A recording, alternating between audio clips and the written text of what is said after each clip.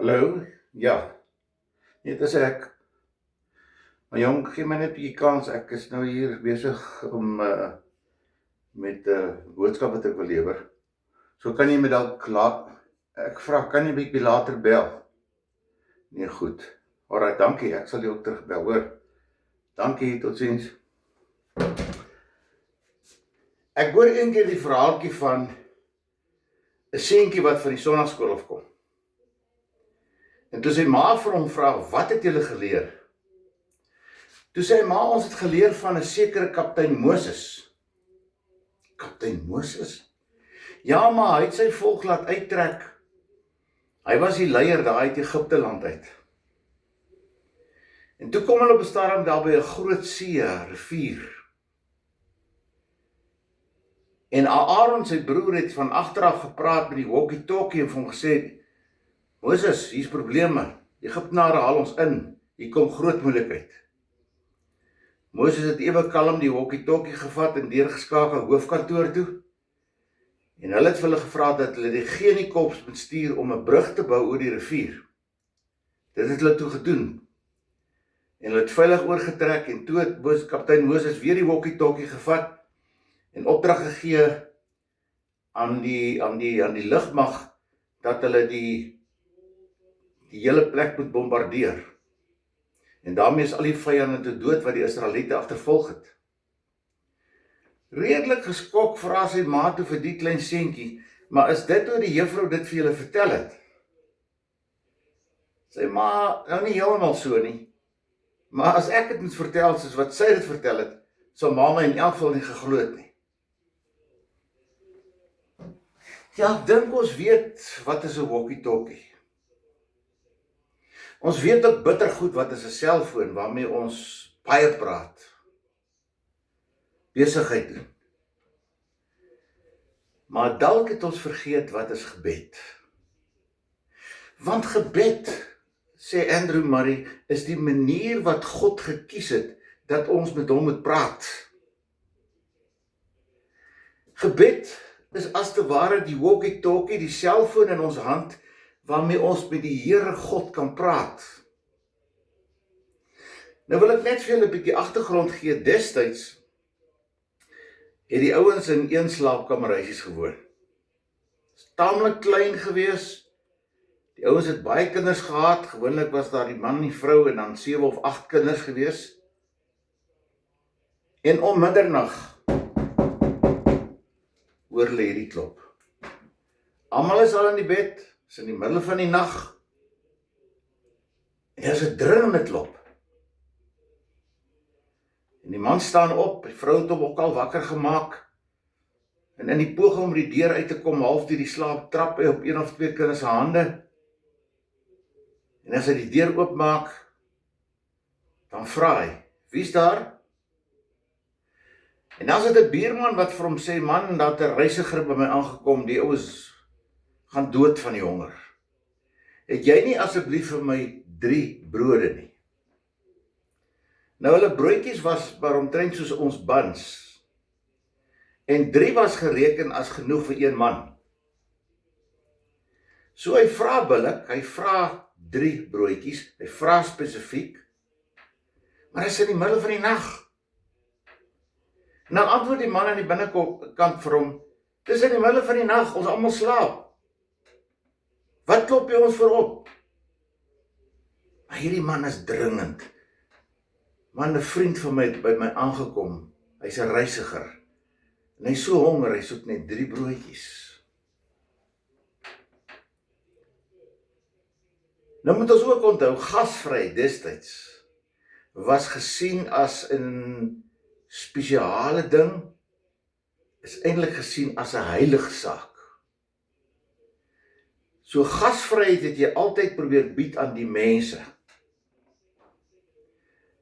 Die man is skaam, hy's verleë oor die 3 broodjies. Die man aan die ander kant is nie so gelukkig nie. En dis die agtergrond waarteen jy hierdie teks in Lukas 11 vers 1 moet sien, wat die disippels sê, "Here, leer ons bid." En dan gee hulle die Onse Vader. maar hy vertel hulle ook hierdie verhaal. En daarom moet jy hierdie verhaal sien in die lig van 'n gebed. Nou eerstens moet mens mooi dink, met wie praat jy as jy jou oë toemaak en jy bid? Jy praat met die Here, die God, die Almagtige. Die Israeliete het ook allerlei gebedes gehad, maar hierdie gebedes van hulle het mettertyd verstar in allerlei formules en frases en rymelery. Onthou jy mos toe ons klein was, het oupa en ouma gesê, laat wy bidden, dan val hy weg met segen genot van die Here, middel gawe leer ons steeds aan die goede. Ek kon nie altyd dit mooi verstaan nie, maar ek kon die amen verstaan. En daarom sê hy eerstens, jy moet baie versigtig wees wanneer jy met God praat, dat jy weet, jy moet bewaar word van familiariteit. Onthou mense, gebed is nie maar net 'n adres op 'n koevert. Gebed is nie 'n toespraak waar jy vir ander mense iets wil sê wat jy oop oë nie vir hulle kan sê nie. Gebed is nie net 'n versoek nie, is nie 'n geroep in die geverte nie, is nie 'n getas in die duister nie.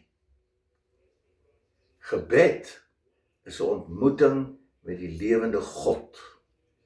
Of jy om die etenstafel sit, of jy die aand doen voor jy gaan slaap, of in die oggend, dis 'n ontmoeting met die lewende God. Nou vir wat bid ek uit hierdie gedeelte uit? Die man klop sy vriend op in die middel van die nag en hy vra hom spesifiek 3 brode. Nou, mens moet nie altyd daai aflei dat jy net in nood moet bid nie. Ja, natuurlik is die spreekwoord daar dat nood leer mens bid, maar jy bid nie net in nood wanneer jy 'n finansiële krisis het, of jy teleurstelling het, of jy seer gemaak is, of jy onveilig voel nie. Want dan raak God nie meer God nie. Dan raak God bloot 'n marionet van jou wense.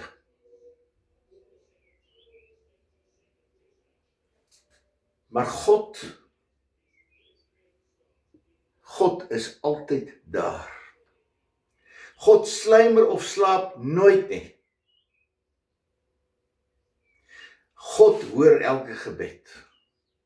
Daar is natuurlik 'n groot verskil tussen bid en wens. Want baie mense se gebede is niks anders as vrome, sentimentele wense nie. As ek wens die Here moet vir my nou 'n nuwe kar gee en 'n wildsplaas gee en so aan, ek sal hom nogal dankie sê daarvoor. Maar dan is dit 'n wens. Dis nie 'n gebed nie. Jy bid vir bekering, jy bid vir genesing, jy bid vir nood wat jy het, of jou buurman het, of jou buurvrou het. En God verhoor nie altyd soos wat ek en jy wil nie. Maar daar is nooit 'n gebed wat God nie hoor nie. Ja, daar is baie grafstene van onverhoorde gebede langs ons lewenspad. Maar daar is nooit 'n gebed wat God nie hoor nie. Daarom sê hierdie gedeelte in Lukas 11, waar Jesus eers die mense leer oor die Onse Vader, en dan begin hy en sê, verder sê ek vir julle, sê nou, een van julle het 'n vriend, en jy gaan in die middel van die nag, dan moet jy sê vir hom, vriend, leen my 3 brode, 3. Want 'n vriend van my het by my aangekom, en die man is doodhonger, en ek het niks om van voor te sit nie. En die ander man van die binnekant af sal antwoord, maar moenie my lastig val nie, is in die middel van die nag. Die deur is al gesluit, en ek en my kinders al in die bed. Ek kan nie opstaan om vir jou te gee nie. Ek sê vir jou, sê Jesus, hy sal opstaan en dit vir hom gee, omdat hy sy vriend is. Want hy gee alles wat hy nodig het, omdat hy hom nie skaam om te vra nie. daai vrymoedigheid met God. Ek sê vir julle, vra vir julle sal gegee word, soek en julle sal vind, klop en vir julle sal oopgemaak word. Elkeen wat vra ontvang en elkeen wat soek kry en elkeen wat klop sal oopgemaak word. Is daar onder julle 'n vader wat vir sy seun nie iets sal gee nie? Of as hy brood vra, vir hom 'n slang sal gee? Of vir eier vra, vir hom 'n skorpioen sal gee? As julle wat dan sleg is weet om goeie dinge aan julle kinders te gee, hoeveel te meer nie die Vader wat in die hemel is. Hoeveel te meer nie die Vader wat in die hemel is. Hy sal die Heilige Gees gee ook vir die wat vir hom bid. Maar nou is daar ook 'n verskil tussen bid en wens. Want baie van ons vrome, sentimentele wense is nie gebeure nie. Of gebeure is nie wense nie. Bid vir die nuwe motor wat ek gesê het. So mens moet baie versigtig wees dan waaroor jy bid. En die dag as God swyg, dan moet jy nie dink God is dood of God is weg nie. God wag net om te kyk wanneer is die regte tyd dat hy vir jou iets kan gee.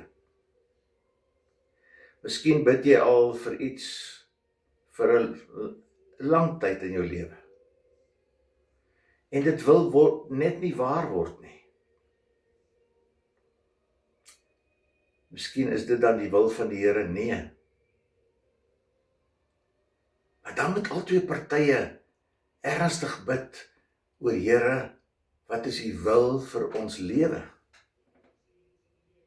Maar nou, die oomblik as mense dit doen, dan wil hulle nie eintlik daai paadjie loop nie, want hulle kyk vas teen dit wat hulle gaan kry, en dit wat hulle besit, en die lewe wat hulle het, ensovoorts, ensovoorts. So dis 'n baie delikate saak. Daar staan natuurlik grafstene van onverhoorde gebeure langs ons almal se lewenspad. Maar daar's nooit 'n gebed wat God nie hoor nie. Hy verhoor nie altyd soos wat ek en jy wil hê nie, maar hy hoor elke gebed, elke sug en versigtiging. Gebed, mense, is 'n tweegesprek. 'n Tweegesprek waar ek God ontmoet in die stilte of in die donkerte van my kamer. Maar ek moet tyd maak daarvoor. Want wie nie tyd het daarvoor nie, sal later nie meer tyd oor het daarvoor nie. Hoor mooi, wie nie tyd het nie, sal later nie tyd maak daarvoor nie. Dis aan die stil swye van Golgotha dat ek en jy ons bestaan te danke het. Gebed is daai tweegesprek waar ek met God praat en ek God hoor praat met my. Met sy woord oop voor my, hoor ek God praat met my. God fluister in my oor. Die dag as ek nie weet wat om te bid nie. En dan kom sulke dag. Dan sê Romeine 8 en sê Paulus, dan maak die Gees van God my gestotter en gestamel hemeltaal. Dan is hy die koerier wat die gebeure na God toe vat en by God uitbring. Hy is ons advokaat. Hy is ons voorspraak. Hy is mos Johannes 6 vers 7, 16 vers 7, die kerrie waarop ek en jy kan leun, sodat ons kan aangaan in die lewe.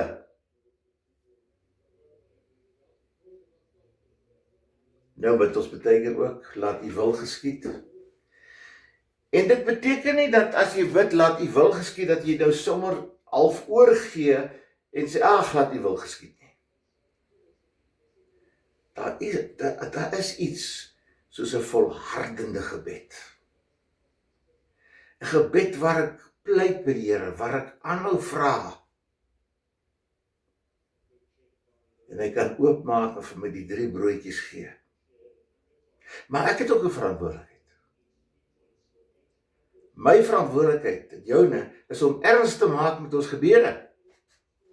Vra vir jouself die vraag af wanneer jy gebid vir jou vriende, jou familie, die een wat siek is. Daar's dalk in die kerk gevra, bid vir hierdie siek mense, maar jy het nooit daarby uitgekom nie. Dan kan ons gebede baie skaars raak, né? Jy sien die probleem is, ons het alles gekategoriseer. Daar's 'n hokkie vir die gebed, 'n tafelgebed, 'n kanselgebed, as ek open by die skool is 'n gebed. Ek het al baie gewonder as ek daar wegstap. Wat doen hulle nou? Want hulle wil vir my gou ontslaa raak. Hoekom kan een van hulle nie die skool open nie? Waarom moet ons altyd wag? Ook 'n jager het nog al 'n boek geskryf, The Dominee is 'n kampioen bidder. Want by elke geleentheid, The Dominee moet bidden. Dis nie waar nie. Ons almal kan bid. Maar in jou gebede moet jy 'n verhouding met God hê. Moet jy 'n intieme verhouding met God hê. En natuurlik moet jy leer om volhardend te bid. As jy nie vandag antwoord kry nie, dan hou jy aan en jy hou aanvra en jy hou aanpraat met die Here. En mettertyd gebeur er dalk iets wat jou tevrede stel en dat jy nie meer wil bid oor daai spesifieke saak nie, want jy bly kontak behou met die lewende God. Daarom wil ek u aanmoedig. U moet leer om te bid. U moet aanhou bid. Moenie ophou bid nie. En as jy bid, moet jy weet en wees bewus van die heilige teenwoordigheid van God. Wanneer is gebedstyd vir mense? Altyd. Altyd. Ja, jy kan spesifieke tye maak wat goed is. As ek hier op my stoepie gaan sit, dan sit gebedstyd. Maar oral is gebedstyd. Want die Here luister oral. Hy is oral. Maar nou is dit so, gebed het by mense soms nie woorde nie. Jy is dalk so verleë, jy is dalk so hartseer, jy weet nie wat om te bid nie. Dis maar net 'n wees in die teenwoordigheid van God. En as jy iets uitkry, dan is dit nou nie duidelik geformuleer nie. Die Gees neem dit na God en verwoord dit in hemeltaal. Ek moet vir u sê, gebed is ook nie altyd woorde nie, hoor. Gebed is soms verbasing, verbuistering, verwondering. As jy die son oor die see sien sak, as jy in die bosveld loop en jy sien hoe bruin, rooi kleur, die son, die bosveld. Ja, as ek die koedebol hoor bink, is dit gebedstyd. En is verbasing, verwondering oor wat God in sy skepping doen. Kom ons bid saam.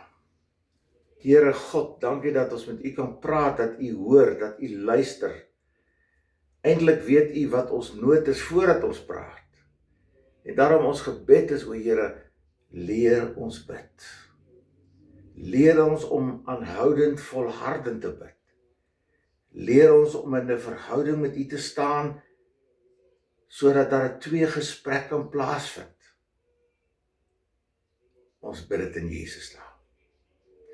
Ontvang met biddende harte die seën van die Here, mag die genade van ons Here Jesus Christus en die liefde van God ons Vader en die Heilige Gees vir jou en vir my leer om te bid, om met God kontak te maak. En die Heilige Gees die krag van gebed in jou en my lewe indra.